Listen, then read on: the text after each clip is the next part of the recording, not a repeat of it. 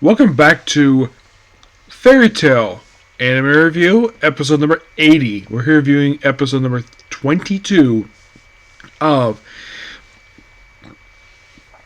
Fairy Tail 100 Years Quest, the sequel series to the original one. And this one's called Demon Parade, which covers basically and to answer the obvious question of like,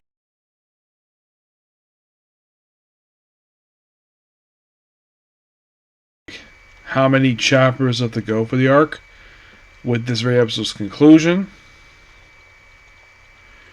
There is exactly, I kid you not, there's exactly 11 chapters left to go. Yep, 11 left. And we only have about,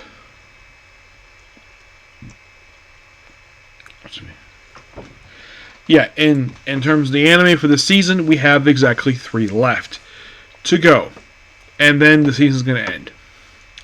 So in this episode, pick up right left of last episode, we have Aquarius showed up, and she deals with Lucy, who has been turning the yokai Lucy by, well, covered in water. Of course, first she slapped her cheek because she can't quickly smack her end. Then she covers her in water, covers memories, hugs her, then proceeds to spank her on the rear end. Turns back to normal, and of course, basically not to bring us the fact that, oh yeah, Lucy had his face buried in her chest, which of course, and of course there's a joke in here about, not about her weight, surprisingly, because that was a gag in the English dub for the series. They love bringing up Lucy's weight. Here it's like, oh, you won't get a guy that way. Yeah, it's about her getting a guy. Not, poking fun of a woman who's actually not chubby. Yes, because if you look at Lucy, she does not look chubby at all. Not really. She's pretty thin, and she's basically she doesn't eat a lot per se. I mean, she's not a massive eater, so I'm not sure why in the world in the original series they kept poking fun of her weight. Because here she always looked pretty thin. She never looked chubby to me. Look at Urza. Urza eats more than she does, and the only reason why she's not putting on weight is because she's walking with armor on. That's the only reason I can think of. So, yeah, after she's basically cured and she's in the Aquarius dress, of course, we're happy to see Aquarius.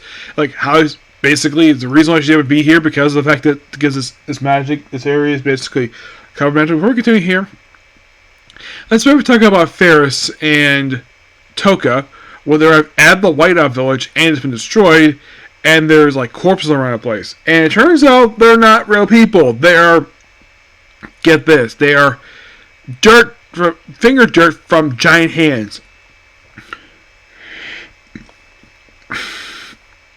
Which is interesting, the fact that they did that.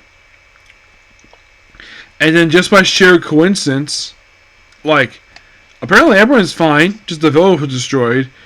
Though, for some reason, they decided to summon a dragon from Diablos. Sukuna, who just showed up like not long before this, who was sent to go after the dragons, and here he is, summoned by them instead of brought here by accident. He was brought here on purpose. And then he's like, oh, and of course more finger dirt monsters show up. He was like, nope. He's like, why? Because I've already eliminated them. Yep. And we don't see him again after that until like the very end of the episode. He's tasked to kill Celine. Which, okay. And then, meanwhile, back at the thing, so Greg can't exactly, he does try to freeze Happy and Carly, can't try to fight him. So then, basically, well, here's the thing with Wendy. Aqua proceeds to sell water and everything, infections poison. She uses basically this spirit of weakness on her to basically purify her and turns back normal. Then she turns Happy and Carly back normal. And you wonder, like, wait, what happened to Urza? Oh, she was turning into a spider woman, and Wendy basically purifies her like that. Now, that's not the fault of the anime for that. That's actually the fault of the manga. Hiromashima did this, like, oh, we had this weird spider creature and she's topless. No one points the fact that Urza was topless in this scene. Yes. Does not point this out at all. And so she's purified and goes back to her fire form. And the way they treat this episode, it's like this is her base form, even though that's not her base armor that she normally has. It's like they have wear this purely because basically it's more convenient to run around with less armor on. So then, of course, Celine's like, this is boring. I need more entertainment. So Yoko herself proceeds to go there and summon a demon parade, and of course need more help. So Lucy, apparently because they're in there with lots of magic, opens up all the gates. So we have all the celestial beasts here. We have Loki, Virgo, Capricorn, Gemini, Aries, Taurus, all here. Even Sagittarius. And they're basically beat crap out of monsters.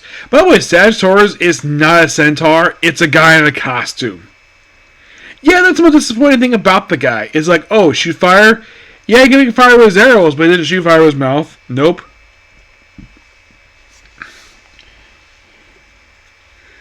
Capricorn is just a guy with crab-like scissors.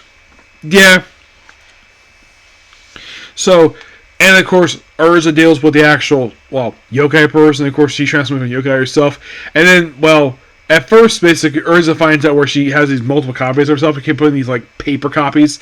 And Urza finds out because, basically, her voice. And then she has the yokai form where Urza defeats. And then all the monsters just disappear. And, of course, not to chase after a monster who got his scarf. How I got the scarf, never explained. So he chases after it, and the thing just... Oh, it's a creature with a teapot. Of course, at points, oh yeah, Master Nuts went that way. And he gets the scarf back, and they just give him our Sukuna, end of the episode. A quite interesting episode, what it is, and we're getting pretty close to wrap up this season. Like I mentioned, we only have 3 to go, and there's 11 chapters left to be adapted for the arc. Now, do I think this arc finishes up by the time the season wraps up? Yeah, I think so. That's if they do about, let's see. Well, if they do 4 chapters in an episode, they might be able to basically get arc done. Who knows? It depends upon the studio.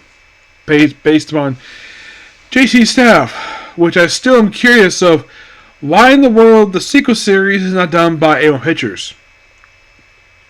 I find that kind of weird. Heck, at least they kept the same dub team. Aside from Teen Studios, like I mentioned, it really didn't affect the show very much at all. No, because I know that 2 shows got flack for Teen Studios, and they claim, it was Dip Animation. I'm like, not by much. I'd say in the case of No Sense, it kind of was. One Punch Man, no. I would say a slight dip, but not by much. Because they don't like the fact what it was in Madhouse. Yeah. But yeah, that's a particular review. Please be sure to like, comment, subscribe, turn notifications. And Judith's like, I'm going to go ahead and do this right now because I want to get this out of the way. Anime topics and reviews because basically I got some news coming out of Jump Besta. Okay? Next video. Bye.